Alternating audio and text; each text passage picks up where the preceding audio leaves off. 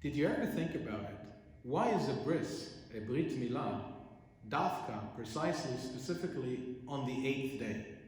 Why not on the 7th day or the 6th day after the birth of a male infant? The answer is that every number in Judaism denotes a certain spiritual symbolism, a certain philosophy, a certain universal truth about life and the human condition. For example, the number 1 denotes our interconnectedness, our cosmic unity within the infinity of God. The number 2 represents seeming dichotomies, like male and female, and light and darkness.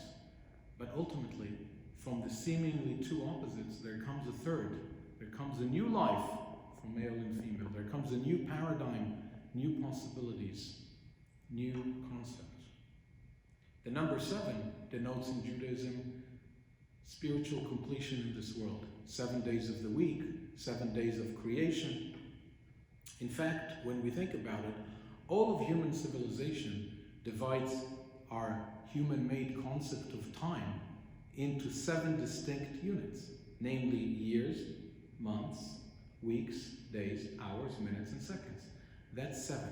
So what's the number 8 on which we celebrate a bris, a brit milah? The number 8 represents going beyond the world, otherworldliness, infinity.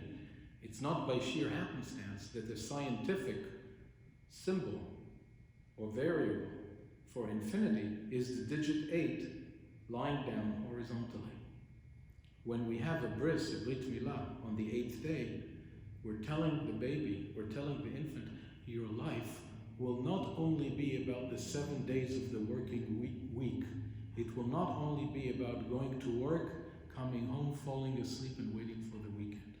Your life will also have an otherworldly horizon. Your life will also have what philosophers called a telos, an objective, a goal, a destiny, a partnership in an intergenerational millennial endeavor called Jewish spirituality. Similarly, on Hanukkah, we light 8 lights, representing the fact that the Jewish people is a meta-historical people, a people who does not succumb to historical upheavals, a people which continues as long as the human story continues, the people of infinity, the people of God. And finally, Be'ezrat Hashem, this coming Wednesday night, we are going to celebrate the 8th day of Pesach. And on the 8th day of Pesach, we await the otherworldly redemption.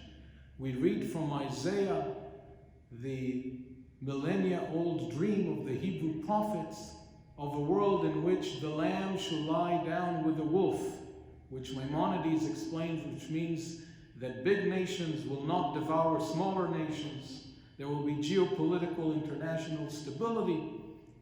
There will be enough socioeconomically for everyone to focus on cultivating their soulfulness, their spirituality, making the most of their God-given potential.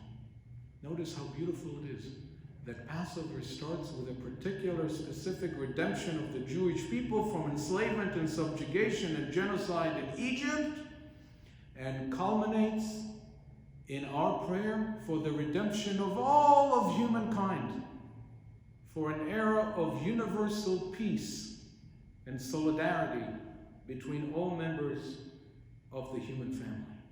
This is what we have in mind every Shabbat and every weekday when we conclude the service with the final line of the Aleinu prayer, Bayom Hahu Yeh Hashem Echad U'Shmo Echad. On that day, the Almighty's celestial presence on high will be congruent with the socioeconomic and geopolitical reality right here below. We start Passover celebrating Jewish freedom.